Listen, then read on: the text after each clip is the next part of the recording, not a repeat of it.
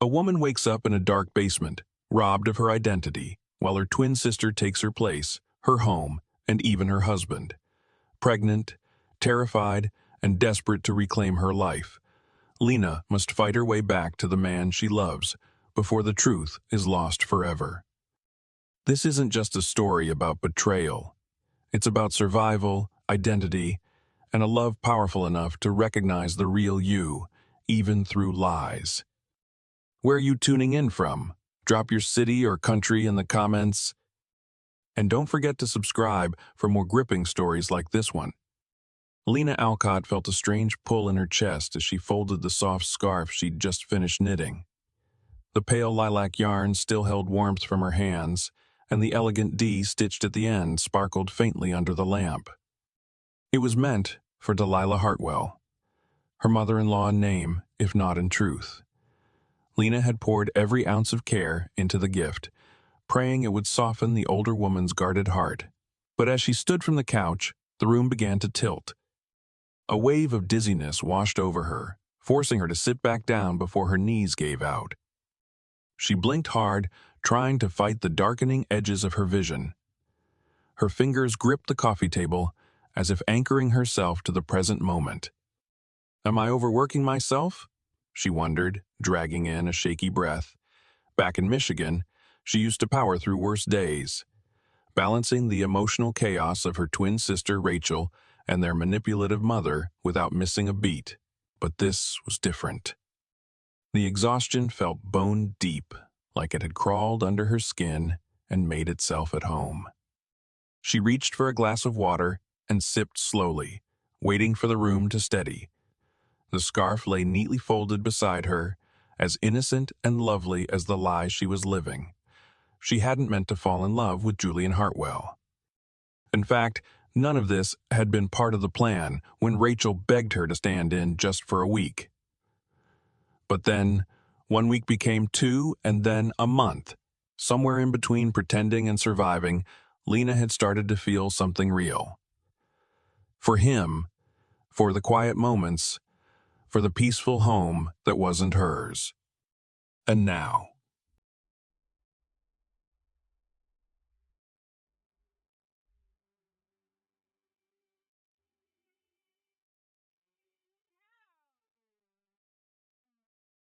She couldn't say it aloud. Every time she opened her mouth, fear choked her. But she had to do something. The secret was growing too heavy. Especially now, when she was 2 weeks late. She hadn't told anyone yet. Not Julian. Not Delilah. Not even Mies. Noreen, who always seemed to know things before Lena did, but the thought had been lurking in her mind for days. Was she pregnant? Her hands trembled as she tied a satin white ribbon around the box. It felt like sealing a vault, one that might never be opened. She added a small beaded bracelet on top, each charm etched with the letters of her real name, Lena, not Rachel. She stood, pressing a hand to her stomach, hoping the nausea was just nerves. The kitchen buzzed softly with the clatter of pots. Delilah was preparing something elaborate again. She wouldn't disturb her just yet. She'd start with the gift. Outside, she spotted Delilah tending to her prized hydrangeas, her posture impeccable even as she knelt in the dirt. Lena walked quietly across the patio, the sun warming her shoulders. Her heart thudded with every step. "Good morning," she said, voice catching halfway through. Delilah barely glanced up. "Morning." I made something for you." Lena extended the box like an offering to a queen, hands shaking slightly. The earthy smell of mulch stung her nose, and the queasiness returned like a tidal wave. Still, she held her ground. Delilah untied the ribbon with methodical grace, lifted the lid, and paused. Her fingers brushed the scarf delicately. "This is surprisingly pretty," she said, looping it around her neck. "You're more capable than I expected." Lena nearly collapsed with relief. But then, Nausea surged stronger than before. She clamped a hand over her mouth. "Excuse me," she whispered, and bolted toward the house, her world blurring again. She didn't see the flash of suspicion in Delilah's eyes as she disappeared through the back door. Julian sat beside her in the clinic's waiting room, his thumb brushing circles over her knuckles. Lena tried to focus on the rhythm of it, soft, constant, reassuring, but her thoughts were a wild rush of panic and disbelief. "Just a routine check," she had told him. "Just a dizzy spell, maybe dehydration, maybe stress." But deep down, she knew what they were about to hear. Her body had been whispering it for weeks now, and she'd been doing everything she could to drown it out. The nurse called her name, and she stood on legs that barely cooperated. Julian rose with her, his concerned gaze never leaving her face. He had been especially attentive lately, and it both warmed and terrified her. He didn't know she wasn't really his wife, not Rachel. Not the woman he'd vowed his life to. She was Lena, the stand-in, the secret. And now she might be carrying his child. The examination room was cold, too white, too bright. Lena's fingertips tingled as she laid down on the cushioned bed, lifting her shirt at the technician's request. The screen blinked to life beside her, and the geol smeared across her belly made her flinch. Julian squeezed her hand again, and she forced herself to smile. "This might feel a little cold," the technician warned gently, then placed the probe against Lena's skin. Seconds passed. Then a faint, fluttering sound filled the air. "There it is," the technician murmured, adjusting the monitor, heartbeat strong. "You're about 6 weeks along, Mrs. Hartwell.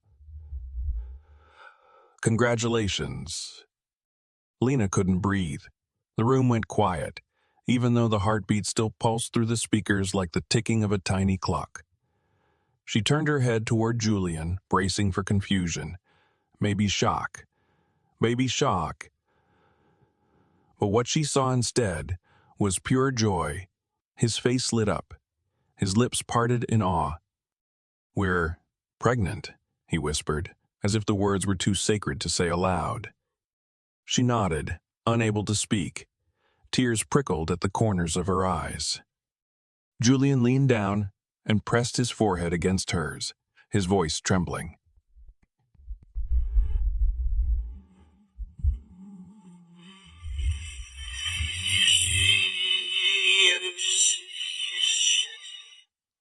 Love. That word cracked something open inside her. She felt the sting of it, because he meant it, and he didn't even know who she really was. He had no idea he was celebrating with a woman living a lie, but he held her like she was the most precious thing in his world, like he'd never let her go. And for a fleeting moment, Lena let herself believe in it too. Dr. Halston, a cheerful woman with a sharp eye, returned a few minutes later with prenatal vitamins and advice. She addressed most of her instructions to Julian, telling him to make sure Lena stayed stress-free, well, fed, and emotionally supported. He nodded like he was preparing for battle, already committing to every responsibility. As they left the clinic, Julian wrapped an arm around her and steered her toward the car like she was made of glass. "Any cravings yet?" he asked, trying to lighten the mood. She laughed softly, despite the storm inside her. "Maybe something sweet." "Donuts?" he guessed, grinning. "Ice cream," she confessed. He snapped his fingers. "That's easy. I'll get you 5 flavors." She leaned into him, letting her cheek rest against his shoulder. "You spoil me?" "You deserve it," he said simply. "Both of you." Her heart lurched. How could something so beautiful come from something so broken? How long could she keep pretending before the truth shattered it all? As the car pulled away from the clinic, she turned her gaze toward the sky, watching clouds drift slowly across the blue. A baby. A heartbeat. A man who loved her without knowing her name. Lena closed her eyes and whispered a silent promise to the life growing inside her. I will find a way to make this right. For you. For him. For all of us. Back home, the late afternoon sun filtered softly through the kitchen windows, casting golden squares onto the tiled floor. Lena stood by the sink, her hands resting lightly on the counter as she tried to calm the swirling in her stomach. The visit to the clinic had confirmed what her body already knew, but it hadn't prepared her heart for the tidal wave of emotions: excitement, guilt, terror, a flicker of joy. Julian's joy had been infectious, his eyes brighter than she'd ever seen them. But beneath it all, her secret coiled tighter around her ribs like a snake, squeezing a little more each time she smiled. She turned and saw Delilah moving gracefully through the garden beyond the glass doors, snipping herbs and inspecting the roses.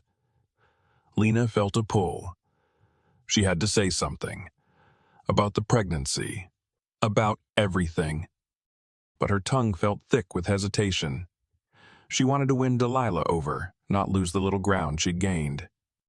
Instead, she moved to the table, pulling out the recipe cards she'd laid out earlier that morning. A handwritten menu for tonight's dinner sat at the top: rosemary chicken, honey, glazed carrots, and her special lemon cake. She had been planning this meal for days. A thank you to Julian. A peace offering to Delilah. A celebration of the life growing inside her. And if all went well, a moment of truth. She returned to the living room and opened the drawer where she'd hidden the scarf and letter. Her fingers trembled as she smoothed the envelope again, checking the handwriting. Everything had to be perfect. She tucked the box under her arm and carried it to Julian's study, placing it gently on the center of his desk. She hesitated, then whispered, "Please let him understand," before turning away. As she passed through the hallway, a wave of nausea rose again. She barely made it to the nearest bathroom before emptying what little remained in her stomach. She clung to the edge of the sink, panting, her eyes watering. The scent of the roses Delilah had brought inside earlier still lingered in the air, normally pleasant but now unbearable. "Maybe it's just the hormones," Lena muttered, rinsing her mouth.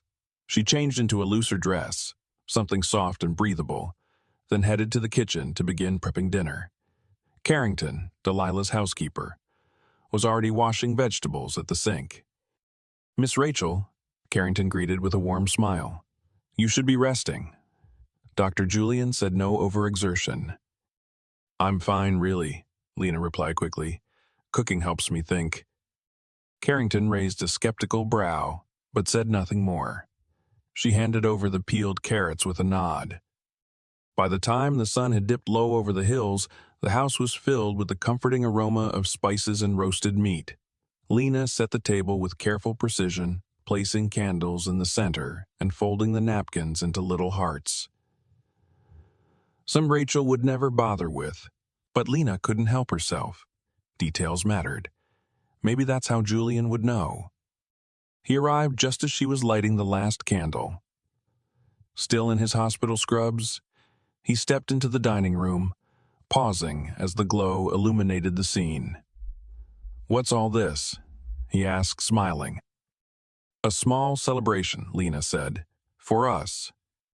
Julian crossed the room in 2 strides and kissed her forehead. "It smells amazing. You didn't have to go through all this trouble."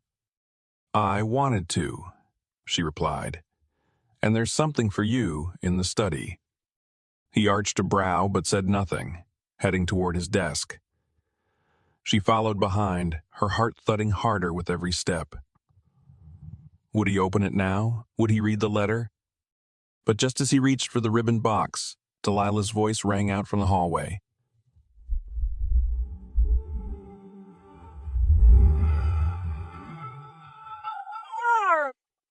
He paused, shooting Lena a regretful look. Later, he mouthed. She nodded, her chest sinking.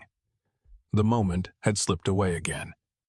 The market buzzed with the rhythm of midday life. Vendors calling out specials, the scent of fried dough mingling with fresh herbs, and the hum of conversation dancing through the sunlit air. Lena walked slowly beside Carrington, one hand cradling her belly out of instinct more than necessity.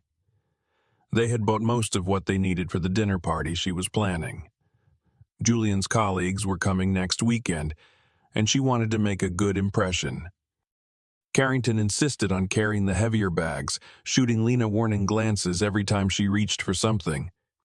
"You're pregnant, not invincible," Carrington reminded her. "I'm pregnant, not helpless," Lena shot back with a smile. As they approached a small stand selling sweetbread, Lena paused, savoring the aroma. "I need to use the restroom," she said, nodding toward a nearby building. "I'll just be a minute." Carrington nodded and leaned against a pillar with the bags, clearly keeping a protective eye out. Lena made her way inside, the sudden quiet of the tiled corridor wrapping around her like a blanket. The air inside was cooler, faintly scented with lemon cleaner. She stepped into one of the stalls, washed her hands after, and paused in front of the mirror, adjusting a strand of hair that had slipped from her braid. That's when the door creaked open. She glanced up casually and froze. A woman entered with the same exact face. Same eyes, same lips, same hair, though styled slightly differently. For a heartbeat, Lena wondered if the mirror had betrayed her. Her breath caught in her throat as the woman smiled coldly. "Hello, Lena," Rachel said sweetly, shutting the door behind her with a soft click. "How are you, dear sister?" Lena's knees went weak. "Rachel," she whispered, backing away. Her mind struggled to understand what she was seeing. She hadn't heard from her sister in over a year. No calls, no emails, no posts. And now she was here, in Italy, standing inches away, her eyes glittering with that same twisted satisfaction Lena remembered too well. "What?"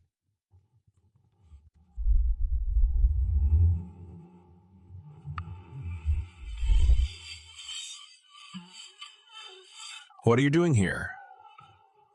Lena managed to ask, heart pounding so violently she thought it might crack her ribs. Rachel took a slow step forward, living my life, of course. Or at least, reclaiming it. Her voice was syrupy, poisonous. She wore Lena's softness like a mask, but beneath it was sharp steel. Lena stumbled back, only to hit the tiled wall. "You've had your little fairy tale," Rachel said, circling her now. "The doctor, the house, the adoration.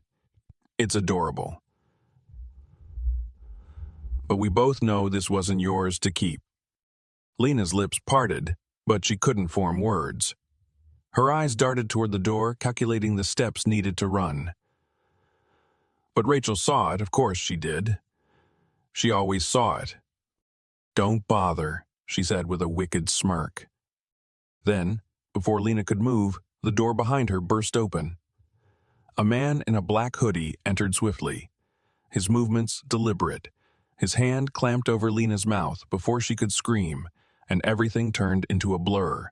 Her limbs flailed, her muffled voice pleading against skin. A sharp chemical smell flooded her nose.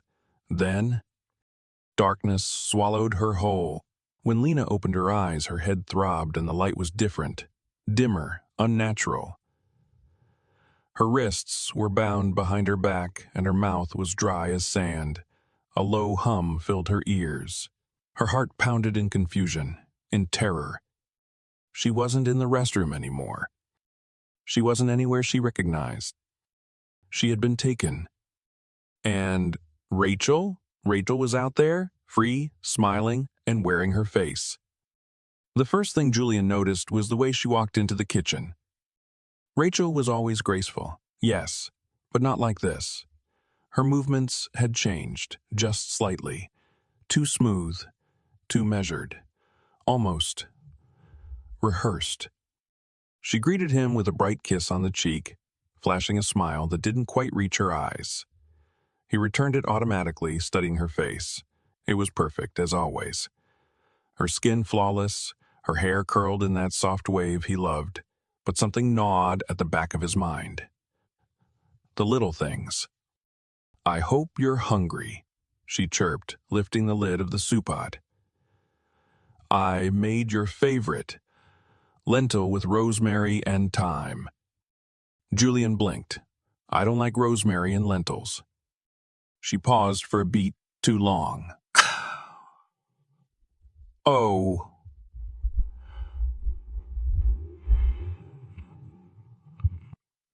He tilted his head. "You used to say rosemary ruined the flavor." She laughed it off with a wave of her hand, but her shoulders had gone just slightly rigid. "Well, pregnancy does weird things to memory." Julian chuckled, trying to shake off the discomfort. Maybe he was being overly analytical. Maybe the stress of the clinic, the excitement. It was all playing tricks on him. But then came breakfast the next day. She stood in front of the sink, humming softly to herself, frying eggs with the same confident ease as always. Except Julian had never seen her crack them one-handed before. Not once. He leaned against the doorframe, arms crossed. "Since when do you cook like that?" "Like what?" she asked, not turning around. "You flipped that omelet like a pro." She chuckled again, too quickly. "Carrington taught me a trick." Julian replied, watching her carefully. It wasn't just the cooking. It was the way she folded laundry, military sharp creases instead of her usual casual tucks. The way she greeted his mother with an oddly formal tone, calling her Delilah instead of Mom, like she had been doing for months. And most of all, it was the way she looked at him. Rachel used to gaze at him like she was sizing him up, trying to decipher him. This woman, she looked at him like he was a miracle. Too tender, too reverent. The tipping point came 2 nights later. They were curled up in bed when he reached for her hand and noticed a third ring on her finger, one he had never seen before. A thin gold band with a tiny diamond, delicate and unlike anything he'd ever bought her. "What's this?" he asked, lifting her hand gently. She hesitated. "Oh, that. Just an old family ring I found in one of the boxes. Thought it might bring me luck." Julian frowned. "We went through all those boxes together last year. That ring wasn't there." She smiled, brushing his cheek with her fingers. "You probably just forgot. You've been so busy, love." But Julian didn't forget things. Especially not jewelry. And definitely not on her. That night, long after she fell asleep beside him, he crept out of bed and opened his study. He retrieved the box she had left for him days ago. The one with the scarf and letter. He hadn't opened it yet, caught up in work and appointments, but now something urged him. He sat down, untied the ribbon, and lifted the lid. The scarf was lovely, hand-knit with expert care, his name embroidered at the hem. And beneath it lay the envelope, slightly crumpled, as if it had been opened and folded again. But it was empty. No letter, no words, no confession. Julian stared at the box in silence, the silence thickening like fog.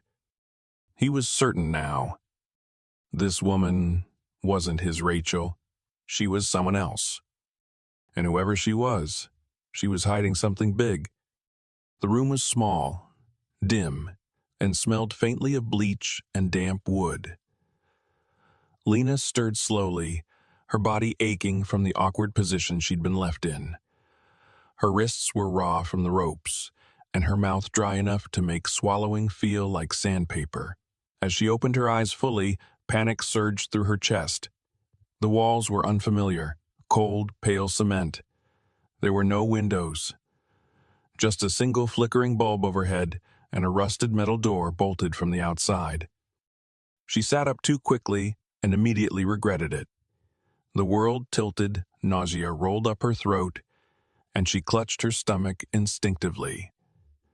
Her baby, that thought anchored her. "Hold on, little one," she whispered inside her mind. "We're going to get through this." A scraping sound outside the door made her flinch. Her heart raced. Heavy steps approached, then a click echoed as the lock turned. The door creaked open, and a tall figure stepped in, holding a tray of food. For a moment, the light behind him made it hard to see his face. But when he stepped forward, Lena's breath caught in her throat. "Dominic," she said, barely above a whisper. He didn't speak at first. He just placed the tray on a rickety table, then turned to face her. His eyes looked tired, sunken even, but there was no cruelty in them. Only guilt. "Why?" she asked hoarsely. "Why are you helping her do this?" Dominic looked away, jaw tight. "I didn't want it to go this far." "But you still let it happen," Lena said, her voice shaking. "You let her take everything from me." He moved to the chair in the corner and sat down with a sigh. "Rachel. She said it would just be a clean switch. You'd be safe, hidden, not locked up like this." Lena stared at him in disbelief. "She lied to you, Dominic, just like she lied to Julian. Just like she's lied to everyone her whole life."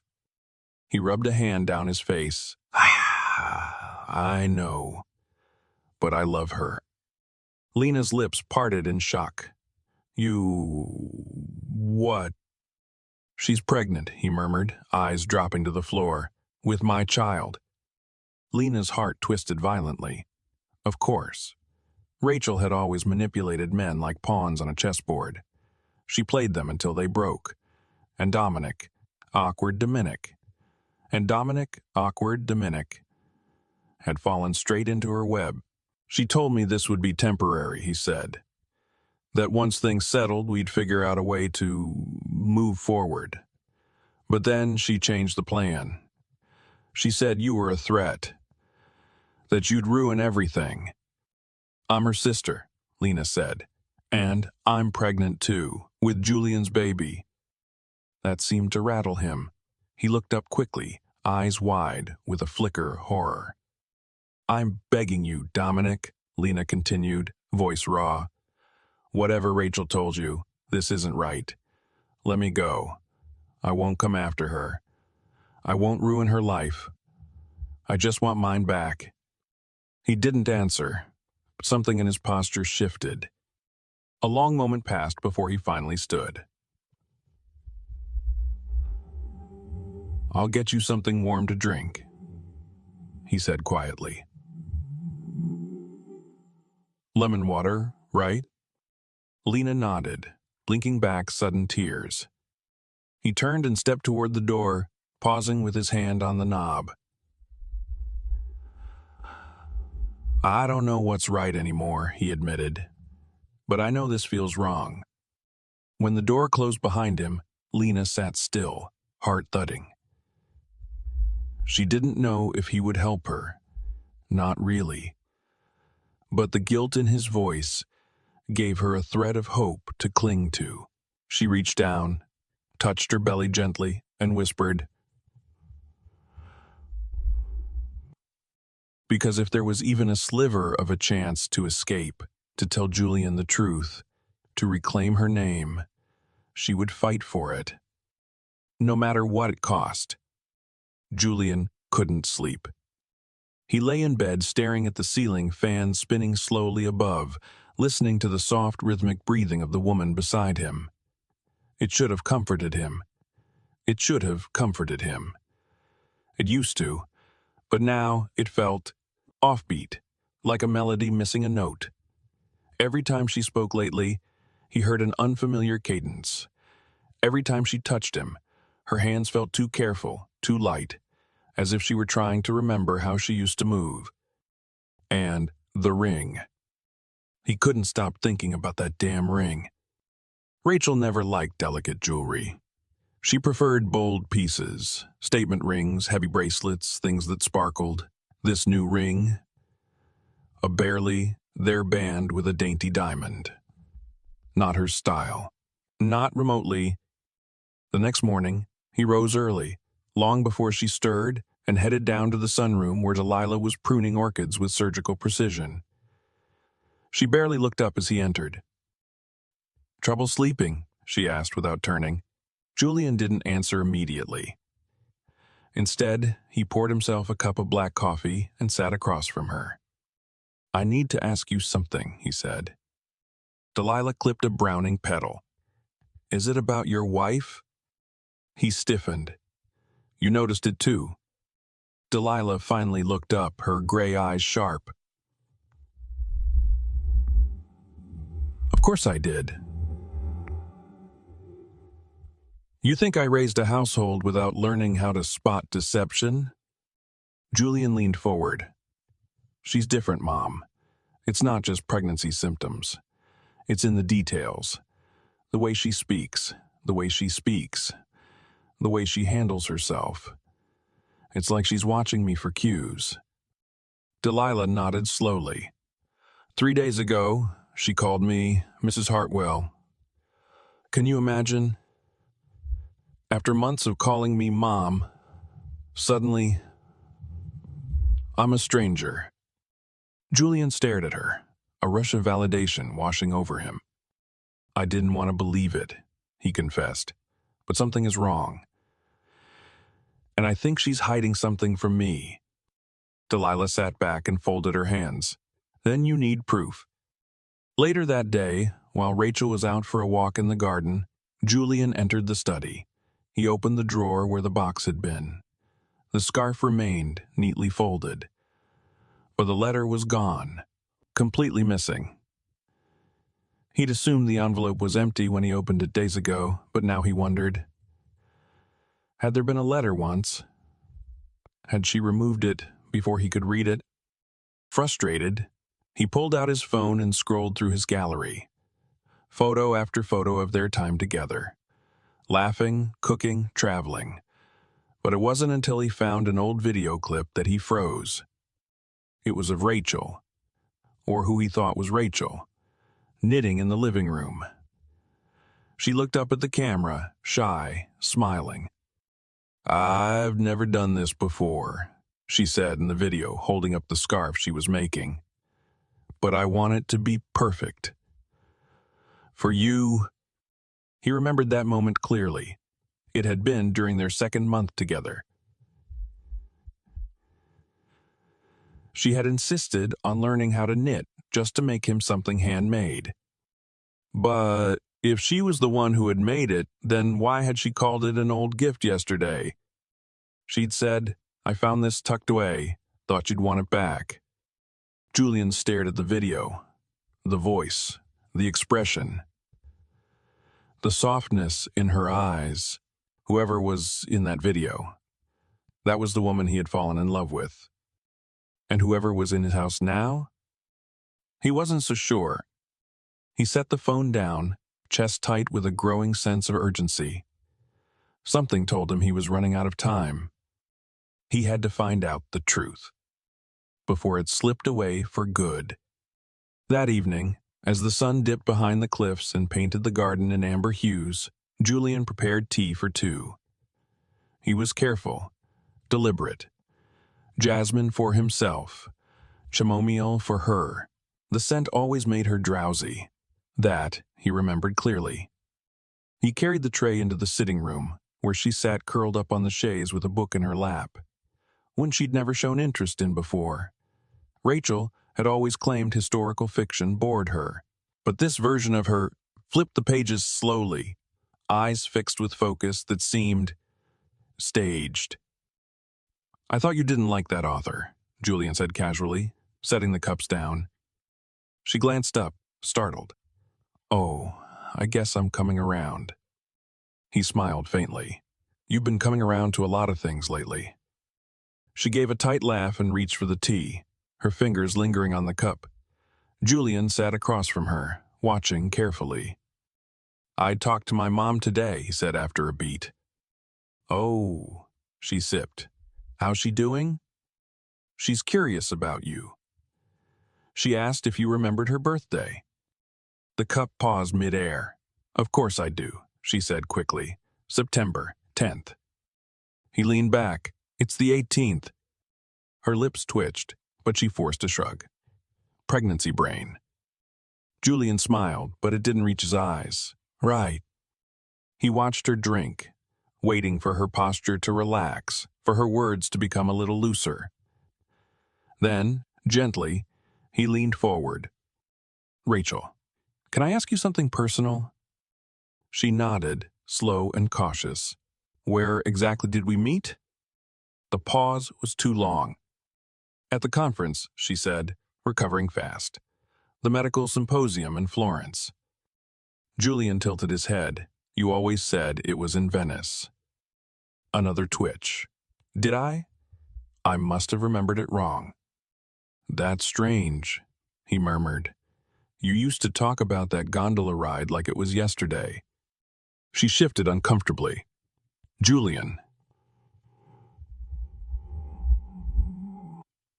He studied her, letting the silence stretch between them like a wire. You're not her, he said quietly.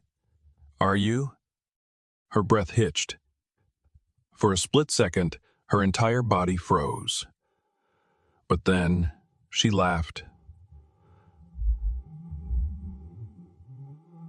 Light. What are you even talking about? I think you're not Rachel, he continued, voice low but steady. I think you're someone else. Her sister, maybe. A twin. She blinked slowly, then smiled with sickly sweetness. You've been working too hard, love. I found a video, he said, not blinking, of the real Rachel knitting. She made me that scarf, not you. You called it old. She called it her first. Her eyes narrowed. You're imagining things. Julian stood, then explained the tattoo behind your ear. Her expression cracked for a heartbeat. What tattoo? He took a step closer. Rachel didn't have one. You do. She went still, the mask slipping for just a moment. Then she laughed again, but this time it was hollow. You think I'm an imposter. That's ridiculous. You slipped, Julian said gently. You've been slipping all week. She stood abruptly. I don't have to listen to this. He didn't stop her as she left the room, her footsteps sharp against the tile. He waited until the sound faded, then pulled out his phone and texted one person he knew would understand what to do. Marcus Lyle. We need to talk. Urgently. In the quiet, Julian sat back down and stared at the scarf lying on the armrest. Whoever the woman in his home was, he was done letting her pretend. It was time to find Lena, before it was too late. The morning came heavy with fog, blanketing the hillside road like a warning. Dominic stood beside the battered sedan, rubbing the back of his neck as Lena emerged from the basement hideout.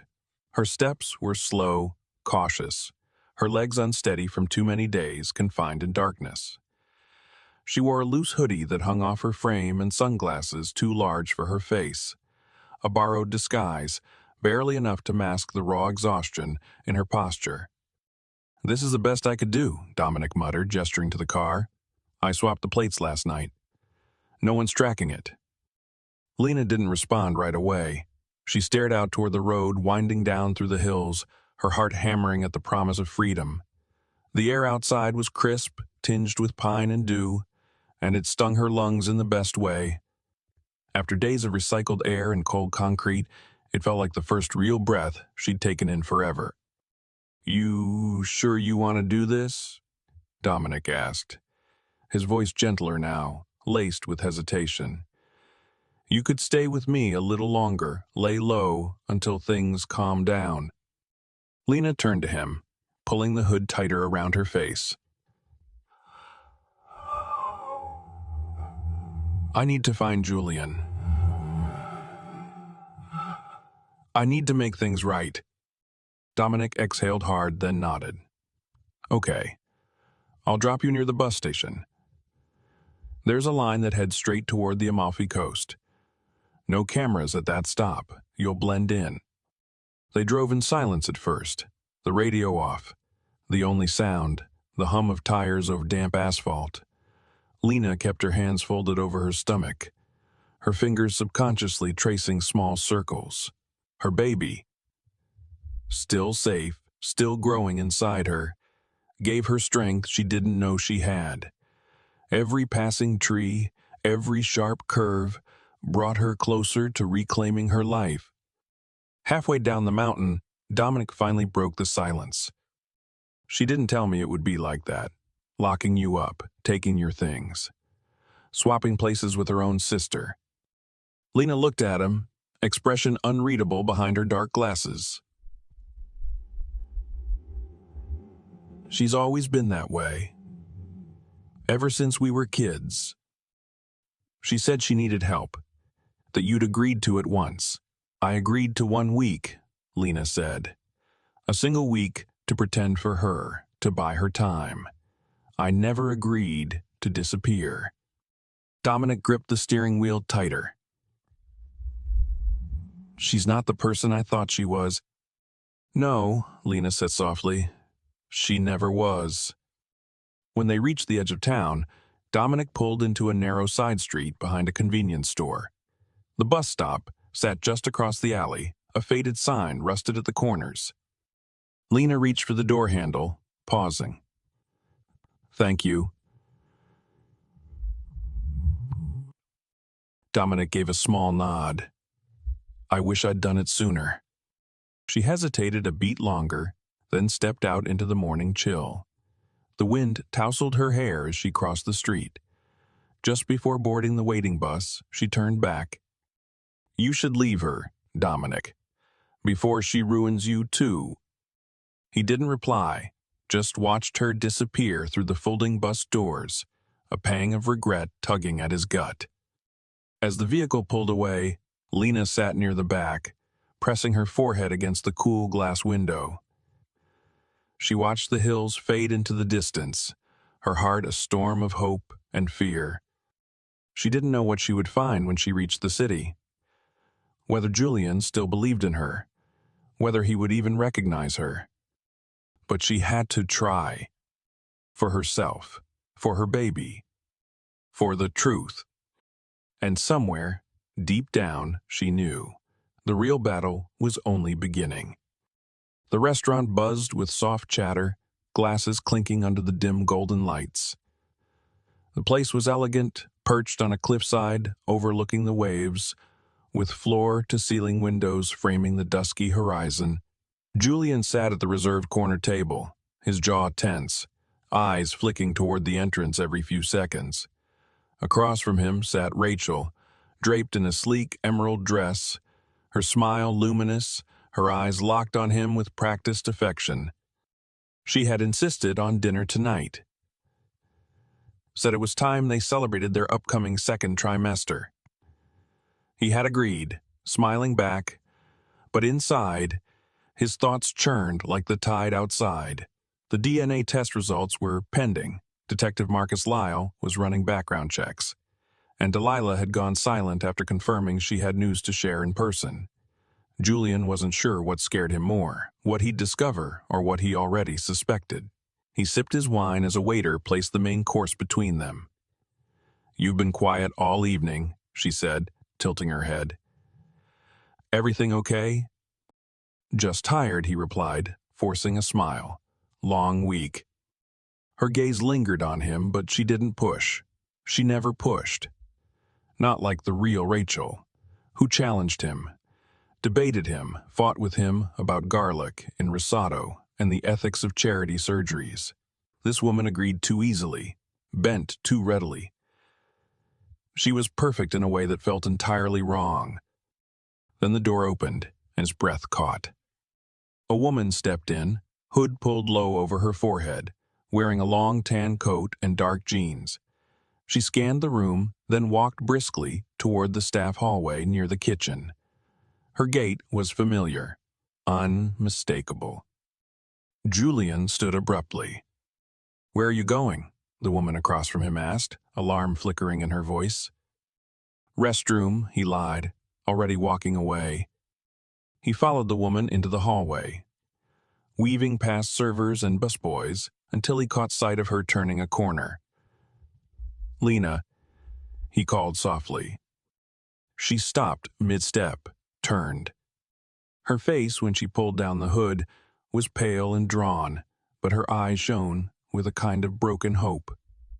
"Julian," she breathed, voice shaking. He reached her in 3 strides, cupping her face as if to make sure she was real. "God, you're here," he whispered. She blinked back tears. "I didn't know if you'd leave me. I didn't know if I'd even get this close." He hugged her tightly, and her body trembled in his arms. "I knew something was wrong," he murmured, "from the moment she handed me that scarf. Everything, after that, unraveled." "I wrote you a letter," she said. "I left it in the box with the scarf. She must have found it." "She did," he said grimly. She pretended it never existed. They broke apart as footsteps echoed behind them. Lena stepped back into the shadows just as Detective Lyle rounded the corner with 2 plainclothes officers. He gave Julian a curt nod. "We're ready when you are." Lena's eyes widened. "You brought backup?" "She won't leave quietly," Julian said. "And I'm not letting her run." A few minutes later, the restaurant's ambiance fractured. 2 officers approached the table, where Rachel still sat, sipping wine with perfect poise, until they addressed her by her full name. "Rachel Alcott," one of them said. "We need you to come with us." She didn't flinch. Not at first. Then, slowly, she turned toward Julian as he approached with Lena beside him. Her gaze locked onto Lena and something in her face cracked, just slightly. "Well," Rachel said with a cold smile, "there you are." Lena didn't answer. "I see you finally decided to stop hiding," Rachel added, standing gracefully, as if she were the one in control. "I'm not hiding," Lena said quietly. "I'm coming home." Rachel's jaw clenched as the officers led her out, her heels clicking like defiance on marble. Julian reached for Lena's hand. "You're safe now," he said, voice trembling. She squeezed his fingers, tears spilling freely now. "Not yet. But soon." The silence that followed Rachel's arrest lingered like fog around the house. For the first time in weeks, the villa didn't feel like a stage. The woman pretending to be Rachel was gone, and in her place stood the truth. Messy, fragile, but finally real. Lena sat on the edge of the bed in Julian's study, turned, guest room, her hands folded in her lap, a blanket wrapped around her shoulders. The soft ticking of the antique wall clock was the only sound besides the occasional chirp of birds outside the open balcony doors. Afternoon sunlight spilled across the hardwood floor, but the warmth couldn't quite reach the cold knot in her stomach. Julian stepped into the room quietly, holding 2 mugs of tea. "Chamomile," he said gently, offering her one. She accepted it with a grateful nod, though her hands trembled slightly as she wrapped them around the cup. "Thank you." He sat across from her, silent for a few moments.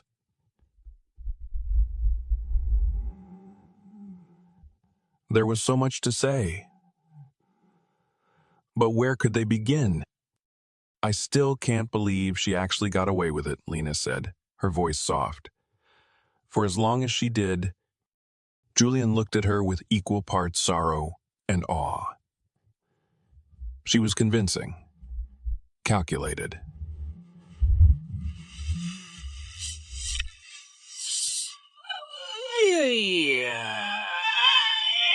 A small, broken laugh escaped Lena's throat. "That's what's funny. I was never meant to be convincing. I wasn't supposed to be you at all. Julian leaned forward. Tell me everything, please. So she did.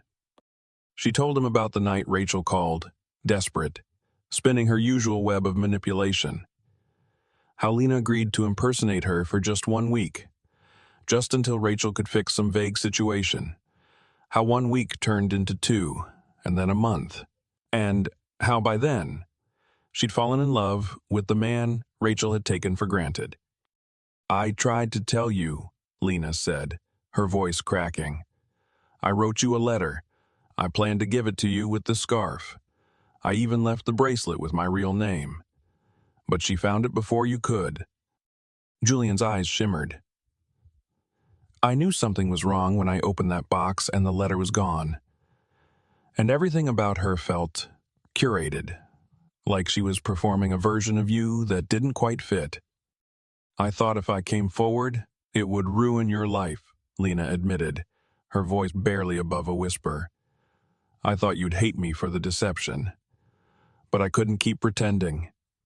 You never deceived me, Julian said firmly. You were surviving, and you gave me something real. Everything you did, even while hiding, you did with love. Lena looked down, blinking back tears. Julian reached into his pocket and pulled something small into his palm. There's something else. He held up the tiny bracelet, white beads with gold letters that spelled out Lena. Her breath caught. You left it in the box, he said softly. She must have missed it. I found it last night. Lena touched the beads with trembling fingers. That was my last hope. Julian stood, moved beside her, and knelt so they were eye level. You don't have to hope anymore. I know who you are. I know who you are. I see you, Lena. And I love you. Tears fell freely now, tracing her cheeks. She dropped her head onto his shoulder, sobbing quietly into the space between his neck and collar. I was so scared you wouldn't forgive me. I don't need to forgive you, he whispered, holding her tightly. I just need you to stay. Outside, the wind carried the scent of rosemary and sea salt through the open windows. Lena's heart beat in rhythm with Julian's, safe for the first time in what felt like years. And deep inside her, the baby stirred, tiny, alive, and ready for the new life ahead. The garden was bathed in the soft glow of early evening, the sky streaked with lavender and rose gold as the sun dipped behind the hills. Lena sat on the old wooden bench Julian had refinished himself, a blanket wrapped loosely around her shoulders, her fingers absently stroking the swell of her stomach. The last few days had been a whirlwind. Rachel's confession, the legal mess, the press quietly kept at bay by Marcus and Delilah, and most of all, the slow, cautious rebuilding of a life Lena had once thought lost to her sister's schemes. But tonight was quiet, peaceful. Julian had gone into town to pick up a surprise, something he wouldn't elaborate on, and Delilah was in the kitchen baking, something Lena never thought she'd live to see. Apparently, forgiveness had its own recipe. Lena smiled faintly at the thought. Delilah wasn't the type to say, I'm sorry out loud, but she'd sent over a hand, sewn baby bonnet the night before, and insisted on checking Lena's iron levels at breakfast. It was enough. A light breeze rustled through the tall rosemary bushes. Lena closed her eyes and let it wash over her, the scent earthy and warm. The baby kicked softly beneath her hand, and she laughed, a small sound full of wonder. I know, little one, she whispered. You've already been through so much. But you're safe now. She hadn't always believed that.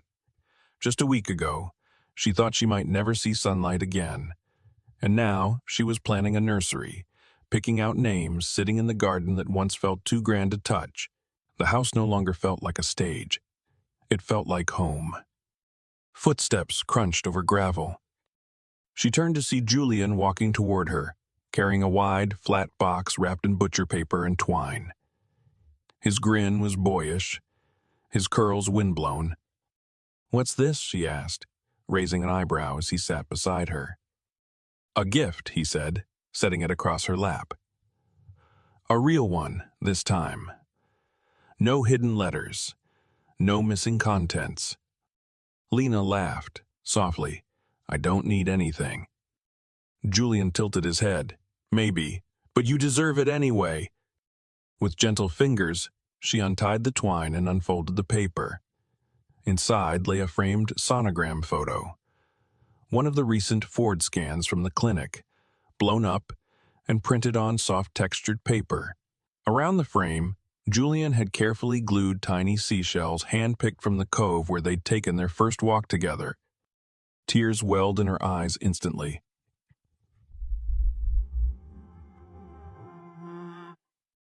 "I wanted you to have something real," he said quietly. "Something that doesn't disappear when things get hard." She reached out and pulled him close, pressing her forehead against his. "Everything about this is real, even the hard parts." They sat in silence, holding each other, letting the weight of the past finally lift. The sun slid lower, casting shadows that danced through the hedges. The scent of cinnamon drifted in from the open kitchen window.